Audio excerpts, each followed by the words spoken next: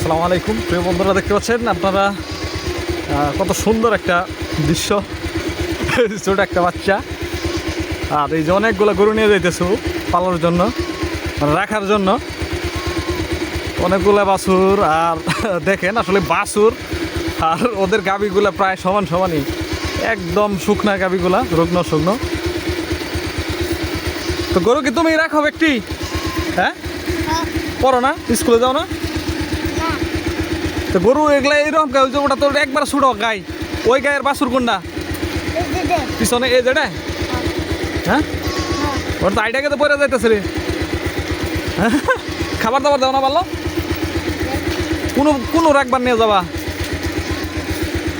হ্যাঁ, কুম্ভি নিয়ে গেতা শুনে রে, বাইদে নিয়ে সারবা?